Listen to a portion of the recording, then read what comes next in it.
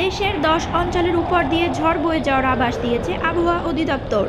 বৃহস্পতিবার দিনগত রাত 1টা পর্যন্ত দেশের অভ্যন্তরীণ নদীবন্দর সমূহের জন্য দেওয়া এক পূর্বাভাসে তথ্য জানানো হয়।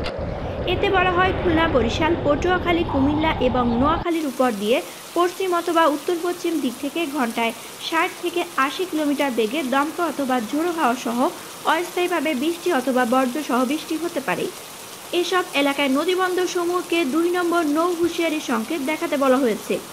এছাড়া রাজশাহী, কুষ্টিয়া, যশোর, চট্টগ্রাম এবং কক্সবাজার অঞ্চলের উপর দিয়ে পশ্চিম অথবা উত্তর পশ্চিম দিক থেকে ঘন্টায় 45 থেকে 60 কিলোমিটার বেগে দমকা অথবা ঝোড়ো হাওয়া সহ অস্থায়ীভাবে বৃষ্টি অথবা বজ্রসহ বৃষ্টি হতে পারে।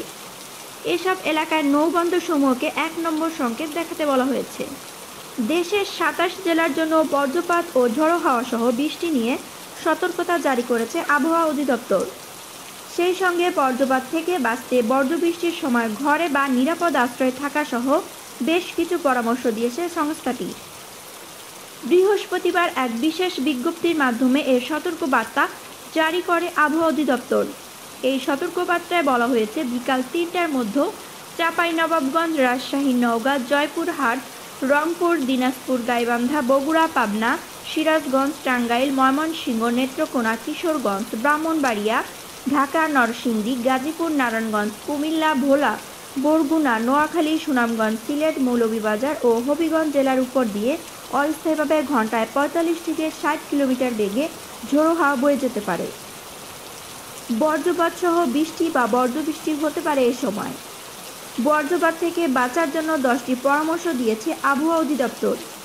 এগুলো হলো: বজ্রপাতের সময় ঘরের মধ্যে থাকা, দরজা জানালা বন্ধ রাখা, সম্ভব হলে যাত্রা এড়িয়ে চলা, নিরাপদ আশ্রয় থাকা, গাছের নিচে আশ্রয় না নেওয়া, কংক্রিটের মেঝেতে না শোয়া এবং কংক্রিটের দেওয়ালে হেলান না দেওয়া, বৈদ্যুতিক যন্ত্রপাতি ও ডিভাইসের প্লাগ খুলে রাখা, বিদ্যুৎ পরিবাহক বস্তু থেকে দূরে থাকা, জলাশয় থেকে তাৎক্ষণিকভাবে উঠে আসা এবং শিলাবৃষ্টির সময় ঘরে অবস্থান করা।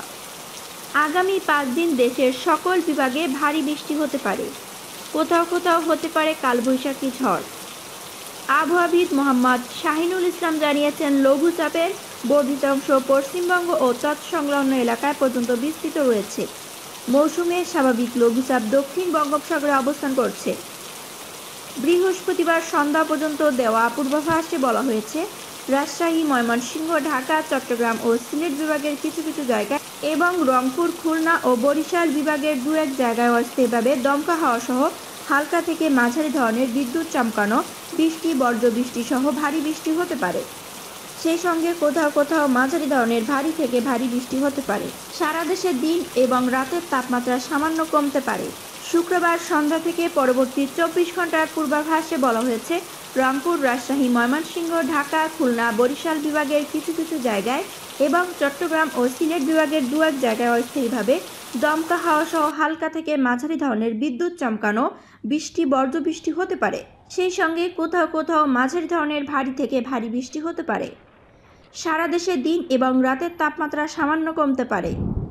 শনিবার সন্ধ্যা থেকে পরবর্তী 24 ঘন্টার পূর্বাভাসে বলা হয়েছে, খুলনা, বরিশাল ও চট্টগ্রাম বিভাগের কিছু কিছু জায়গায় এবং রংপুর, রাজশাহী, ময়মনসিংহ, ঢাকা ও সিলেট বিভাগের 2-1 জায়গায় অস্থায়ীভাবে দমকা হাওয়া সহ হালকা থেকে মাঝারি ধরনের বিদ্যুৎ চমকানো বৃষ্টি, বজ্রসহ বৃষ্টি হতে পারে। সেই সঙ্গে কোথাও কোথাও মাঝারি ধরনের ভারী থেকে ভারী বৃষ্টি হতে পারে। সারা দেশে দিন এবং রাতের তাপমাত্রা প্রায় অপরিবর্তিত থাকতে পারে।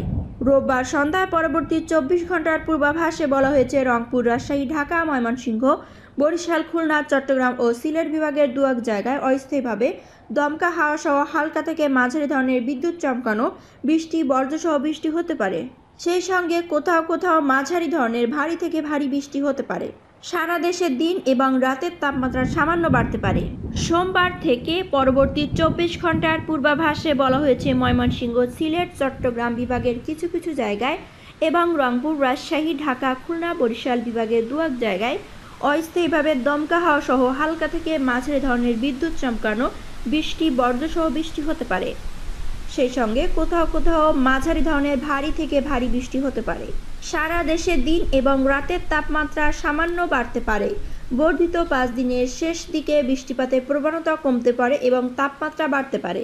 44 থেকে 88 মিলিমিটার বৃষ্টি হলে সেই অবস্থাকে ভারী বৃষ্টিপাত বলে থাকে আবহাওয়া অফিস। আজ দেশের সর্বোচ্চ বৃষ্টিপাত হয়েছে কক্সবাজারে 60 মিলিমিটার, ঢাকায় সর্বোচ্চ বৃষ্টিপাত হয়েছে 31 মিলিমিটার। এছাড়া অন্যান্য স্থানে হালকা থেকে মাঝারি ধরনের বৃষ্টিপাত হয়েছে।